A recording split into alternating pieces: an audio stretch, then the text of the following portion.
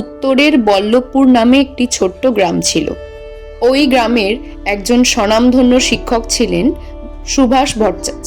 ভট্টাচার্য মশাই দীর্ঘ 17 বছর ধরে গ্রামের পাঠশালায় শিক্ষকতা করে চলেছেন। পুঁথিগত শিক্ষার পাশাপাশি গ্রামের ছোট ছোট ছেলে মেয়েদের তিনি পারিপার্শ্বিক আচার আচরণ সম্পর্কেও শিক্ষাদান করে থাকেন। ভট্টাচার্য মশাইয়ের স্ত্রী সন্ধ্যারানী। সাংসারিক কাজকর্মের পাশাপাশি সন্ধ্যারানীর শখ ছিল বিভিন্ন গাছগাছালির দিকে। সুযোগ পেলেই তিনি তার বাড়ির উঠোনে বিভিন্ন ফল ফুলের গাছ লাগাতে খুব ভালোবাসতেন। ভট্টাচার্য মশাইয়ের বছর 5 ছোট্ট মেয়ে মিতা বেশ শান্তশিষ্ট এবং মিষ্টি স্বভাবের। পড়াশোনার পাশাপাশি সে তার মাকে সব কাজেই সাহায্য করে। ঠিক সেই কারণেই তার মায়ের মতো তারও সমস্ত গাছগাছালির প্রতি একটা আলাদা ভালোবাসা তৈরি হয়েছে। এভাবেই চলতে থাকে। একদিন শীতের দুপুরে খাওয়া দাওয়া করার পর সন্ধ্যারানী সুভাষ ভট্টাচার্যকে বলেন, শীতটা তো প্রায় শেষের মুখে, ওদিকে মেয়েটার স্কুলটাও খুলে যাবে কিছুদিনের মধ্যে। এবার তো আমাদের শীতে কোথাও ঘুরতে যাওয়া হলো না গো। চলো না গো, একটু আমার বাপের বাড়ি থেকে ঘুরে আসি। হ্যাঁ মা, চলো না মা, একটু মামা বাড়ি থেকে ঘুরে আসি। কত মজা হয় দিদার সাথে থাকলে। কত সুন্দর সুন্দর দিদা খাবার রান্না করে। চলো না মা। সকলের মতামত জানার পর সুভাষ ভট্টাচার্য সিদ্ধান্ত নেয়, ঠিক আছে, সবার যখন একই মত, তাহলে যাই কিছুদিনের জন্য ঘুরে আসি। আমারও তো পাঠশালা খোলার সময় হয়ে গেল। পরিকল্পনা মাফিক কাজকর্ম শুরু হয়। সন্ধ্যারানী জামাকাপড়ের সাথে বিভিন্ন প্রয়োজনীয় জিনিসপত্র ব্যাগের মধ্যে ভরতে থাকে। কি গো, হলো তোমাদের? এক্ষুনি তো গরুর গাড়ি চলে আসবে, একটু তাড়াতাড়ি করো। আমি যাই, গিয়ে দেখি গাড়িটা কত দূর আসলো। তোমরা তাড়াতাড়ি গোছাতে লাগো। তার কিছুক্ষণ পরেই গরুর গাড়ি বাড়ির সামনে এসে দাঁড়ালো। ভট্টাচার্য পরিবারের সবাই গরুর গাড়িতে উঠে বসলো। তারপর তারা মামাবাড়ির উদ্দেশ্যে রওনা হলো। সজনেখালির পাশেই একটি ছোট্ট গ্রামে মিতার মামাবাড়ি। বেশ কিছুক্ষণ পর মিতা এবং তার পরিবার তার মামাবাড়িতে এসে উপস্থিত হলো। দিদা, ও দিদা, দিদা গো, কোথায় গেলে? কে রে? কে ডাকে? ও মা, দিদি ভাই, কত বড় হয়ে গেছে দিদি ভাইটা। চলো চলো, ভিতরে চলো। এই বলে তারা সবাই ঘরের ভিতর চলে যায়। কিছুক্ষণ বিশ্রাম নেওয়ার পর মিতার দিদিমা তার বাবার জন্য কিছু খাবারের বন্দোবস্ত করে। এই নাও বাবা জীবন, একটু কিছু খেয়ে নাও। খাওয়া দাওয়া করার পর সুভাষ ভট্টাচার্য মিতাকে নিয়ে একটু বাইরের দিকে ঘুরতে যায়। ঠিক তার পরপরই মিতার মা অর্থাৎ সন্ধ্যারানী তার মায়ের সাথে বাইরে চলে আসে। ও মা, মা, কি সুন্দর চাপা গাছটা হয়েছে তোমার বাগানে।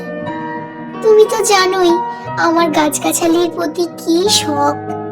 ও মামা, আমাকে একটা চারা দেবে? আমি নিয়ে যাব। আচ্ছা ঠিক আছে, ঠিক আছে, নিবি নিবি। এইভাবে প্রায় সপ্তাহখানেক কেটে গেল। একদিন সন্ধ্যারানী বলল, অনেকদিন তো হলো মা, এইবার আমাদের বাড়ি যেতে হবে। ওর স্কুলটাও খুলে যাবে, আর বেশি দিন থাকা যাবে না। ঠিক আছে বাচ্চা, তাহলে সাবধানে রওনা হ। বাড়ি ফিরে বাপের বাড়ি থেকে নিয়ে আসা কনক চাপার চারাটা সন্ধ্যারানী পুঁততে বসেছেন। ঠিক সেই সময়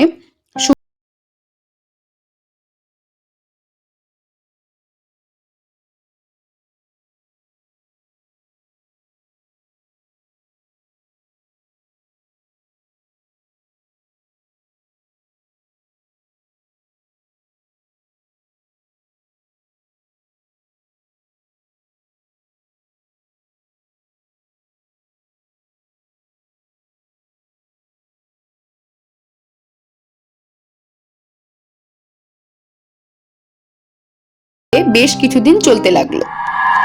বাড়ির পাশের তালগাছটায় এক পেতনি বাস করত। সে স্বভাবে খুব হিংসুটে ধরনের ছিল। কোনো পরিবারের সুখ শান্তি দেখলে তার সহ্য হতো না। সে এবার একটা মতলব তৈরি করলো। উফ, আমি আর পারছি না। একদিকে এই চাপা ফুলের গন্ধ, অন্যদিকে ওদের সংসারের সুখ শান্তি, দুটো দেখে আমার গা জ্বলে পুড়ে যাচ্ছে। এই বলেই পেতনিটা উড়ে গিয়ে কনকচাপা গাছে গিয়ে বসলো। এরপর থেকেই ভট্টাচ পরিবারে অশান্তি এসে গেল। ভট্টাচ মশাইয়ের আয় উন্নতিও কমে গেল, সংসারে অভাব অনটন। সন্ধ্যারানী একদিন সুভাষ ভট্টাচকে বললেন, কি গো তুমি সব সময় মন মরা হয়ে থাকো, কি হয়েছে তোমার? কি বলবো আর বলো তো, বেশ কিছুদিন যাবত তো দেখছই আমার আয় উন্নতিও কমে গেছে, সংসারে অশান্তিও চলে এসেছে। আমি বলি কি, একটু পুজো দিলে ভালো হয় না বাড়িতে? তাহলে একটু না হয় শান্তির মুখ দেখা যেত। ঠিক আছে, তাহলে তোমার যেটা ভালো মনে হয় তুমি সেটাই করো। এর পরপরই পূর্ণিমার রাতে ভট্টাচ মশাই যজ্ঞ করেন।